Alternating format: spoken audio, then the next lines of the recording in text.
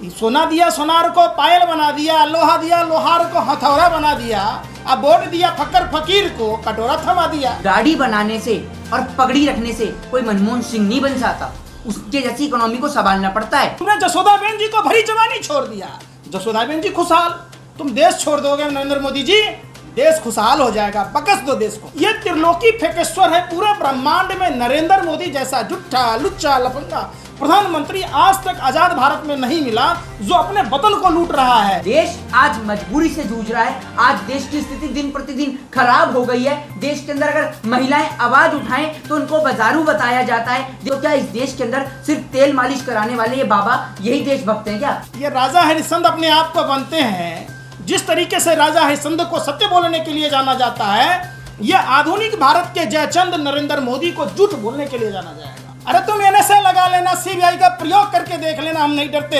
ईंट पर ईंट बजा देंगे नरेंद्र मोदी जी, भाजपा आरएसएस की चूल हिला देंगे। पंकज जी, मोहित जी, आप दिल्ली में अक्सर नरेंद्र मोदी प्रधानमंत्री और गृह मंत्री पे अक्सर हमलावर रहते हैं। बिहार आए हैं, क्या कुछ मकसद है आपका बिहार आने का, या फिर बिहार घूमने आए हैं? क्योंकि इसको राजनीति से भी जोड़ा जा रहा है। हम उनकी नीतियों पे अग्रसर रहते हैं। जिस तरीके से आज देश के अंदर महंगाई है, मंदी है, बेरोजगारी है, और हमारे देश की सरकार बात किसकी करती है? सुशांत सिंह राजपूत के केस की। हमारे देश के अंदर कितनी बहन बेटियों का सुहाग उजड़ गया, कितनी बहन बेटियों के साथ में बलात्कार हो गया, उसको लेकर ये मंत्री नेता बात नहीं करते हैं। तो आखिर हम सरकार का विरोध क्यों ना करें? अच्छा पंकज जी, आपसे एक सवाल है। अभी 2-3 दिन पहले नरेंद्र मोदी जी मन की बात रेडियो चैनल पे, टीवी चैनल पे आकर उन्होंने कही, क्या आपको लगता है कि जो जेई और इसके बाद नीट के जो स्टूडेंट थे उनके जो मन की बात को डिसलाइक किया, हिंदुस्तान में नहीं वर्ल्ड में ऐसा पहली बार हुआ है कि किसी पीएम को इतना डिसलाइक किया? मन की बात अपनी पत्नी से किया जाता है, काम की बात देश की जनता से किया जाता है। जो इन्होंने भरी जवानी में जसोदाबेन को छोड़ दिया, जसोदाबेन जी न सुहागन रही न विधवा। आज देश की स्थिति क्या है? न सुहागन है न विधवा।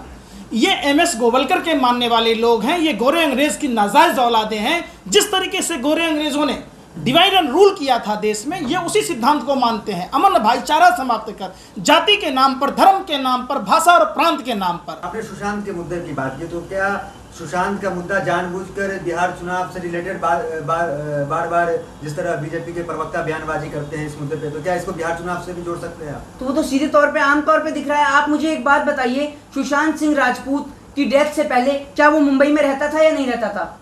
रहता था क्लियर तौर पर। तब तो कभी बिहार के मुख्यमंत्री ने उससे पूछा नहीं कि सुशांत सिंह राजपूत कैसा है, ठीक है या नहीं, वहां कैसे खाना खा रहा है या नहीं। और भी लाखों हजारों बिहारी बिहार से मुंबई जाते हैं, दिल्ली जाते हैं, कभी उनका हाल नहीं जाना नीतीश कुमार ने। इतने बिहारी मर गए, इतने बिहारी जो ट्रेन पे सो जाते हैं, ट्रेन की पटरी पे सो गए, वो कट के मर गए, तब नीतीश कुमार को याद नहीं आया?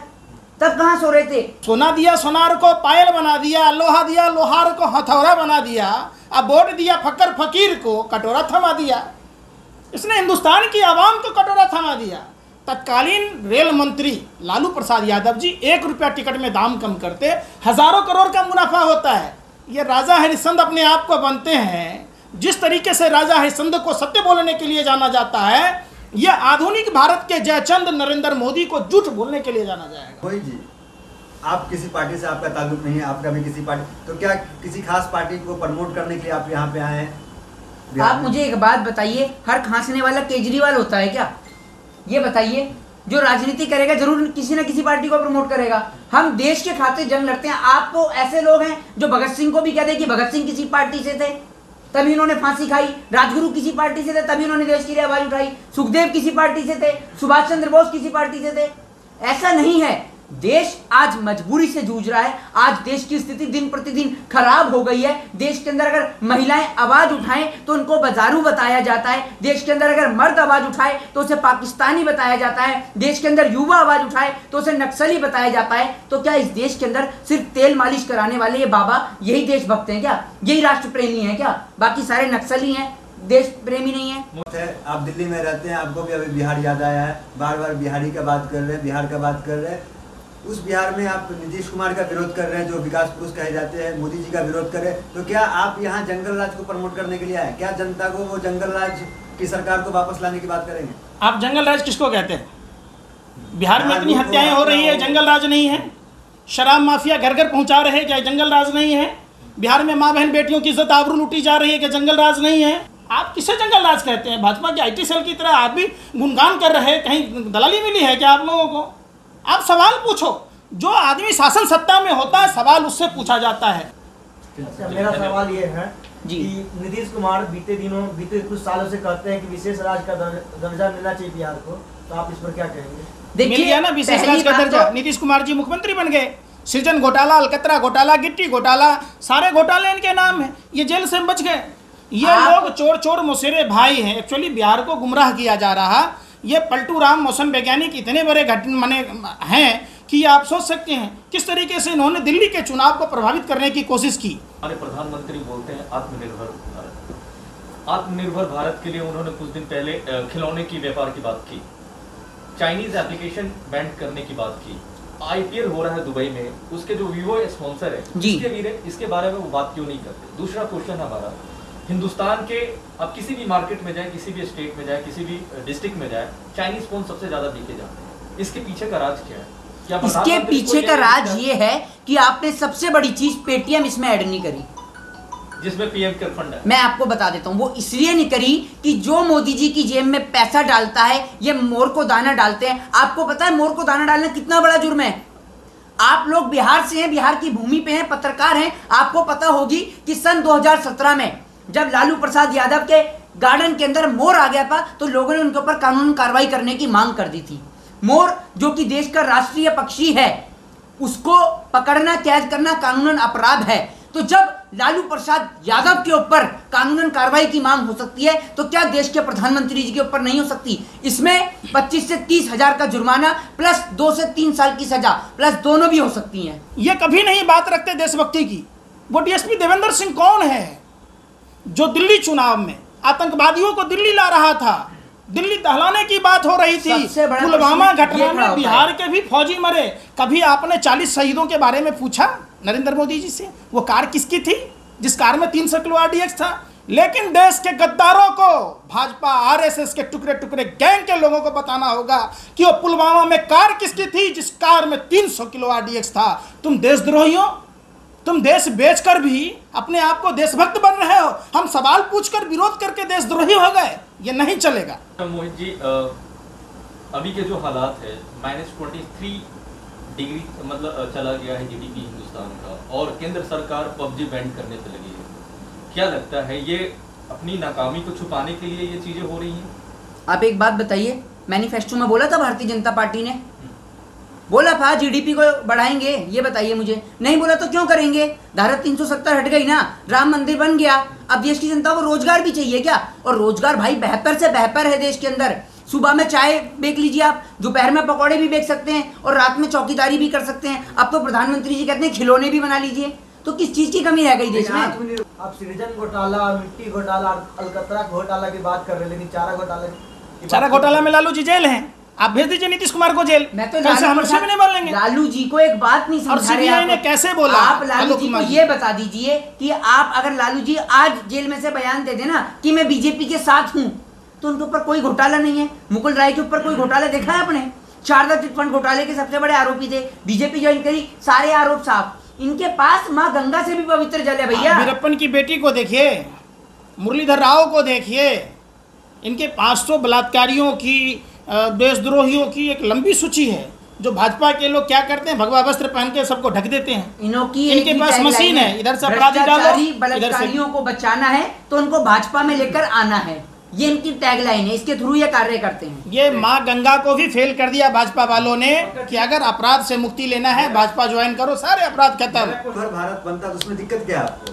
अगर वो खिलौने बनाने की बात करते हैं, वो IPL से वीवो को हटाते हैं, पतंजलि जैसी कंपनी अगर आती है तो दिक्कत क्या है इसमें आपको? आत्मनिर्भर तो मैं आपको बता देता हूँ, आत्मनिर्भर बनने में तो सबसे ज्यादा माहिर हैं भारतीय जनता पार्टी के नेता, जो ऐसे आत्मनिर्भर बनते हैं कि PP किट में घोटाला कर लेते हैं, मास्कों में घोटाला कर लेते हैं। ये तमाम नेता जो आत्मनिर्भर बनने की बात करते हैं। आप एक बात बताइए, आपने फैसला सुना होगा कि जिस तरीके से 55 साल का व्यक्ति अब नौकरी में नहीं रह सकता। आप मुझे एक बात बताइए, 55 साल का सांसद कैसे रह सकता है? ये बताइए, 55 साल का सांसद कैसे कार्य कर सकता है? देश के प्रधानमंत्री जी के ऊपर 50+ है उम्र, वो कैसे कार्य कर रहे हैं ये बताइए। दाढ़ी बनाने से और पगड़ी रखने से कोई मनमोहन सिंह नहीं बन सकता। उसके जैसी इकोनॉमी को संभालना पड़ता है। पहले इन्होंने देश के प्रधानमंत्री, भारत के प्रथम प्रधानमंत्री पंडित जवाहरलाल नेहरू जी को, देश के अंदर बेरोजगारी है, नेहरू, देश के अंदर शिक्षा नहीं मिली, नेहरू, स्वास्थ्य बेकार है, नेहरू। अब ये नया रिमांड ले आए हैं कि एक्ट ऑफ गॉड, भगवान को भी इन्होंने धकेल दिया है ना। डरपोक सिलेंडर प्रधानमंत्री, कंफ्यूज प्रधानमंत्री है। प्रधानमंत्री को यही नहीं समझ में आता ये मुंह से बोलते कहाँ से बोलते हैं, इनके बोलने का स्रोत क्या है, क्या बोलते हैं। प्रधानमंत्री कहते हैं 5 किलो गेहूं लिट्टी चोखा खाकर बिहारियों को लुभाने का कोशिश करते हैं।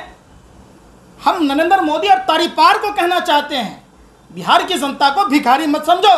तुमको 5 टन गेहूं देंगे, 5 टन चना देंगे, तुम इस्तीफा दे दो। तुमसे देश नहीं चल रहा, तुमसे घर नहीं चला, तुमने घर छोड़ दी, घर तुम्हारा खुशहाल था।